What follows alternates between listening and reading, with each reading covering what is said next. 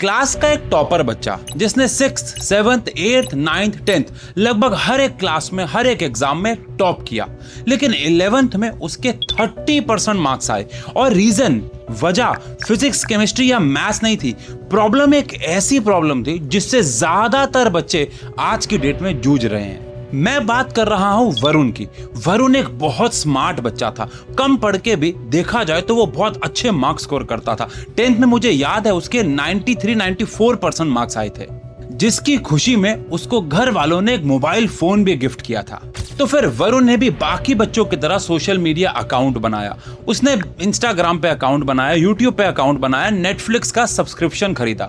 और फिर क्या था कि उसकी लाइफ का ज्यादातर समय वेब सीरीज देखने में, वीडियोस को स्क्रॉल करने में जाने लगा। और फिर वही हुआ जो ज्यादातर बच्चों के साथ होता है, वरुण का भी पढ़ाई से मन हटने लग गया। और इतना मन हट गया कि सीधा 90% वाला बच्चा 30% पे आके गिरा। और 30% से मेरा कहने का मतलब है लिटरली 30% की उसको 11th क्लास रिपीट करनी पड़ गई। अब सोचो अगर वरुण जैसे बच्चे के साथ ऐसा हो सकता है, तो अगर हमारे आसपास ज्यादातर बच्चे एवरेज हैं तो उनके साथ क्या होगा। तो आज की वीडियो में बात करेंगे कि इतनी आसानी से हम लोग डिस्ट्रैक्ट क्यों हो जाते हैं। और सबसे इंटरेस्टिंग बात बताऊं, आज की वीडियो में हम ऐसे 3 एक्सपेरिमेंट्स करने वाले हैं जिनको करने के बाद आपका पढ़ाई में मन लगने लगेगा और पढ़ाई में किक वापस आ जाएगी। तो चलो स्टार्ट करते हैं, और स्टार्ट करते हैं कमिटमेंट से कि आप इस वीडियो को एंड तक जरूर देखोगे तीनों एक्सपेरिमेंट्स के साथ। तो कमेंट सेक्शन पे लिखो आई विल। एक कमिटमेंट से शुरू करते हैं। आओ सबसे पहले बात करते हैं कि वरुण की हालत ऐसी क्यों हुई। क्या कारण मोबाइल फोन था? आंसर है नहीं। मोबाइल फोन बस एक मीडियम था उसकी लाइफ में डिस्ट्रैक्शन आने का। मेजर कारण डिस्ट्रैक्शन था। एक बार स्क्रीन पे ये डेटा देखो। इस डेटा से आपको समझ में आएगा कि डिस्ट्रैक्शन कोई छोटी मोटी चीज नहीं है।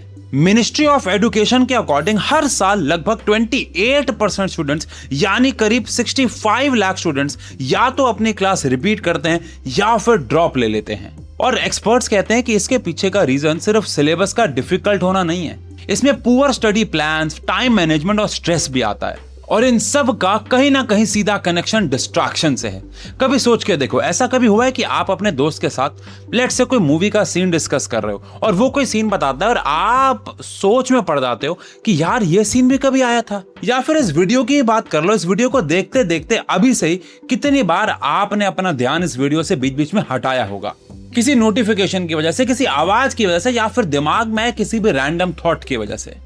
अब चाहे कोई भी चीज, फोन तो ठीक है बदनाम है, लेकिन कोई भी चीज, चाहे वो एक सिंपल सा थॉट क्यों ना हो, चाहे वो बाहर हुई भी कोई आवाज ही क्यों ना हो, या फिर आपके फोन में हुई भी नोटिफिकेशन की एक रिंग क्यों ना हो, अगर आपको आपके जरूरी काम से हटा देती है तो इसी को डिस्ट्रैक्शन कहते हैं। और वरुण के साथ भी कुछ ऐसा ही हो रहा था। हर एक नोटिफिकेशन उसको पढ़ाई से दूर लेके जा रही थी। लेकिन सवाल यह है कि हमारा दिमाग इतनी इजीली डिस्ट्रैक्ट हो कैसे जाता है, और इसका जवाब छुपा है अगले पॉइंट में। लेकिन इससे पहले मुझे एक बात बताओ, आपको क्रिकेट देखना ज्यादा पसंद है या फुटबॉल? और अगर मैं कहूं कि आपको मैच में, या मोस्टली लोगों को फुटबॉल या क्रिकेट के मैच में उतना इंटरेस्ट नहीं आता जितना कि इसमें आता है कि कौन जीतेगा। अभी हाल ही के फुटबॉल के मैच के बारे में बात कर लेते हैं। फाइनल चल रहा था, स्पेन वर्सेस अर्जेंटीना। मैंने फुटबॉल आज तक कभी नहीं देखा, मेरा लगभग 0 इंटरेस्ट है, लेकिन बस मुझे ये जानना था कि कौन जीतेगा। और हम एक मीटिंग में बैठे हुए थे और सामने एक स्क्रीन लगी हुई थी और मैं बार बार बस मैच में ये देख रहा हूँ कि किसके कितने गोल हुए। ऑल्दो मेरा फुटबॉल में भी कोई इंटरेस्ट नहीं है, लेकिन इंटरेस्ट कैसे आता है? क्योंकि हर किक चाहे फुटबॉल की हो, हर ओवर चाहे क्रिकेट का हो, गेम को, रिजल्ट को बदल सकता है। यानी कि जो रिवॉर्ड है वो अनप्रेडिक्टेबल है, और हमारे दिमाग को ये अनप्रेडिक्टेबल रिवॉर्ड का वेट करना, उस पर दिमाग लगाना ज्यादा पसंद है। और सोशल मीडिया हो गया ना, वो भी इसी का फायदा उठाता है। एंड तक आपको पता नहीं होता है कि क्या रिजल्ट मिलेगा, अनप्रेडिक्टेबल होता है, जिसकी वजह से आप लास्ट तक रुकते हो। और कितने सारे कंटेंट आपने ऐसे भी देखे हैं कि लास्ट तक आपको कुछ नहीं मिलता और आपको निराशा फील होती है, लेकिन शुरुआत में आपको नहीं पता था कि रिजल्ट क्या है। इसी को हम अनप्रेडिक्टेबल रिजल्ट कहते हैं। हर स्वाइप के बाद आपको लगता है कि शायद अब कुछ इंटरेस्टिंग मिलेगा, अब कुछ और इंटरेस्टिंग मिलेगा, अब जो इंटरेस्टिंग मिला क्या पता अगली रील, अगला शॉट उससे भी ज्यादा इंटरेस्टिंग हो, और इसी में आपका 1 घंटा निकल जाता है। इसीलिए डोपामिन हमारे मूड, मोटिवेशन और विल पावर को अफेक्ट करता है। और यही कारण है कि आप कितनी बार ऐसा होता है कि लॉजिक से नहीं लेकिन डोपामिन से डिसीजन लेते हो। और एक और इंटरेस्टिंग बात बताता हूं, डोपामिन पढ़ाई में इससे नहीं निकलेगा कि आप कितने घंटे पढ़ रहे हो, बल्कि इससे निकलेगा कि आप कितना प्रोग्रेस कर रहे हो। अगर मैं आज एक चैप्टर पढ़ रहा हूं और लेटर सपोज मैं बाकी बच्चों की तरह सोचूं मेरा इंटरेस्ट नहीं है, तो पढ़ते वक्त डोपामिन रिलीज नहीं होगा, लेकिन सोचो उस चैप्टर के पढ़ने की वजह से आपके मार्क्स अच्छे आते हैं तो वो आपको एक डोपामिन हिट देगा। लेकिन हर दिन बिना किसी प्लान के कोई भी चैप्टर उठाओगे तो आप ऑब्वियस ही बात है लंबे समय तक नहीं पढ़ पाओगे, तो ब्रेन प्रोग्रेस ही नहीं फील कर पाएगा। लेकिन डेली एक सर्टेन पैटर्न पे पढ़ोगे और डेली अपने प्रोग्रेस को देख पाओगे कि आज मैंने ये खत्म किया, आज मैंने ये खत्म किया, आज मैंने ये खत्म किया, तो पढ़ाई में भी आपका इंटरेस्ट बढ़ जाएगा। और बस इसी कारणवश अगर आपने अभी तक यानी अप्रैल, मई, जून, जुलाई में कोई पढ़ाई नहीं की, तो अब सीक्वेंस से पढ़ाई करने के लिए साइंस एंड फन लेके आया है बैच 2.0। बैच 2.0 के बारे में बताता हूं, फिर वीडियो में आगे बढ़ेंगे। ये बैच 1000 रुपए से भी कम में आपको पूरे साल का मिल जाएगा। डेली 4 रुपए प्रतिदिन के हिसाब से क्लास होंगी। सारे टीचर इंक्लूडिंग मैं आपको लाइव आके पढ़ाएंगे,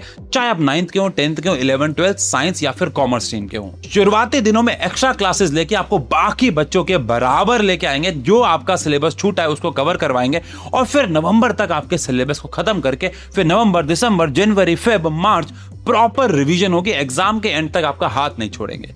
इन शॉर्ट पूरे साल का बैच सिर्फ 1000 रुपए में मिलेगा। और अगर आप बैच 2.0 में इंटरेस्टेड है, जिसकी 1-2 क्लासेस हो गई हैं, वो भी आपको रिकॉर्ड मिल जाएंगी, तो जल्दी आप एनरोल कर सकते हैं। और हाँ, अगर आप इस वीडियो से वहां जाते हैं, जो कि मुझे पता लगेगा कि इस वीडियो से वहां कितने बच्चे गए, तो आप SAVE कूपन कोड लगा के एक्स्ट्रा डिस्काउंट भी प्राप्त कर सकते हैं। सारे लिंक्स आपको डिस्क्रिप्शन या फिर फर्स्ट कमेंट पिन में मिल जाएंगे। आओ आगे बढ़ते हैं। अब देखो, डोपामिन बुरा या फिर अच्छा दोनों हो सकता है। ये डिसाइड करना हो कि आप कौन से डोपामिन के आदी हैं। अगर आप रील चलाते हैं, आप वीडियो गेम्स खेलते हैं, मैं अगेन बोल रहा हूं कि रील चलाना और वीडियो गेम्स खेलना ये कोई बुरी बात नहीं है। मैं खुद वीडियो गेम्स खेलता हूं, लेकिन कंट्रोल्ड वे में, हफ्ते में सिर्फ 1 दिन।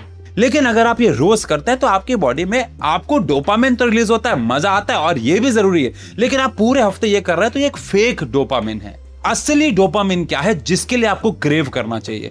जिम में जाओगे ना तो पहले दिन कुछ नहीं होगा, पहले हफ्ते कुछ नहीं होगा, पहले महीने कुछ नहीं होगा, हो सकता है पहले 4 महीने भी कुछ ना हो, लेकिन 5वें महीने में जब आपको चेंजेस देखने को मिलेंगे, वो है असली डोपामिन। लेकिन उसमें समय लगेगा। पढ़ाई में भी ऐसा ही होता है, पहले हफ्ते शायद कुछ ना हो, पहले महीने शायद कुछ ना हो, लेकिन अगले महीने, 2 महीने, 3 महीने बाद जब आप अपने मार्क्स में प्रोग्रेस देखोगे, अपनी नॉलेज में प्रोग्रेस देखोगे, तो वो एक्चुअली में एक हेल्दी डोपामिन है।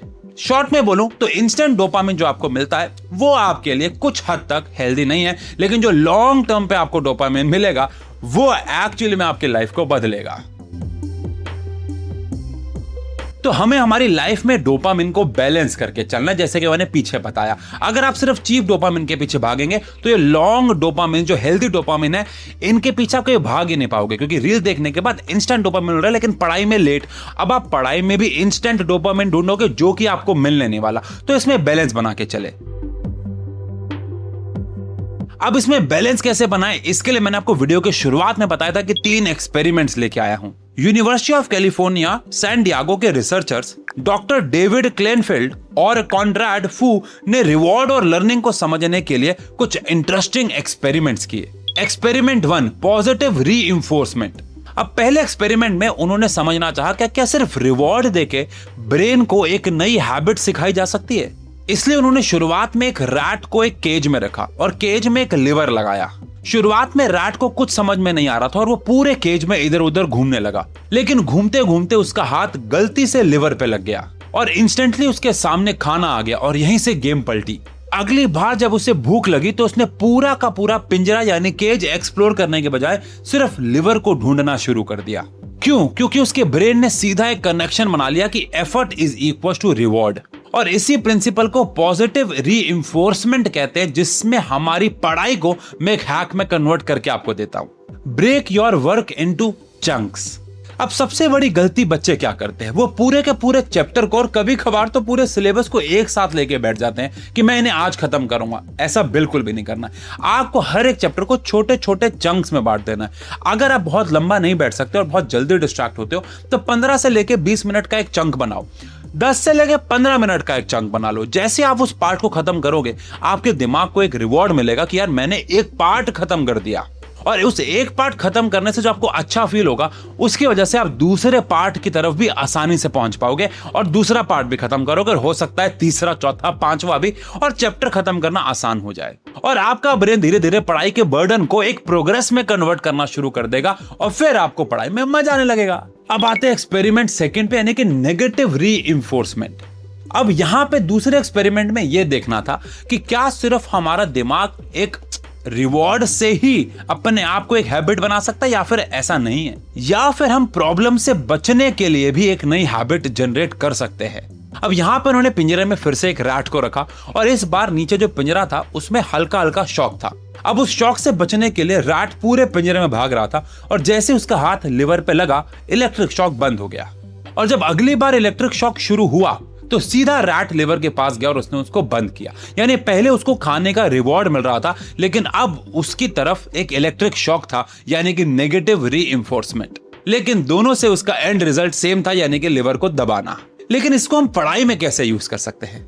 आप नेगेटिव इन्फोर्समेंट को इन अ गुड वे ऐसे यूज कर सकते हो कि आप पढ़ाई को एक गेम बना दो, आप अपने दोस्त को एक राइवल बना दो और आप आपस में, चाहे अगर आप आसपास रहते हैं तो एक जगह पे बैठ के, नहीं तो फिर ऑनलाइन अपने आप को चैलेंजेस दो कि अगर आज ये टास्क नहीं हुआ तो फिर ये करना होगा, चाहे वो कोई भी छोटी मोटी पनिशमेंट हो। एग्जाम्पल के तौर पे किसी को दूसरे को ट्रीट देनी होगी, एग्जाम्पल के तौर पे किसी को कोई फनी स्टोरी लगानी होगी, कुछ भी हो सकता है, लेकिन ऑब्वियस बात है लिमिट्स में रह के अपने आप को एक दूसरे को एक नेगेटिव रीइंफोर्समेंट की तरफ पुश कर सकते हो। आप ये भी बोल सकते हो कि जो हारा वो एक हफ्ते तक फोन नहीं चलाएगा या फिर एटसेट्रा एटसेट्रा। अब बात करते हैं तीसरे एक्सपेरिमेंट के बारे में, द अनवांटेड वेरिएबल रिवॉर्ड। ये सबसे खतरनाक एक्सपेरिमेंट था मेरे हिसाब से। साइंटिस्ट ने फिर से एक केज लिया, फिर से उसके अंदर एक रैट रखा और जब रैट ने लिवर दबाया तो इस बार उसमें कुछ भी नहीं था। उसने दोबारा दबाया तो थोड़ा सा खाना मिला, फिर दोबारा दबाया तो अगली बार और ज्यादा खाना मिला, लेकिन हर बार रिवॉर्ड अलग था। कभी कभार ऐसा भी हो रहा था कि कुछ नहीं मिल रहा था और कभी कभार बहुत ज्यादा अमाउंट में खाना मिल रहा था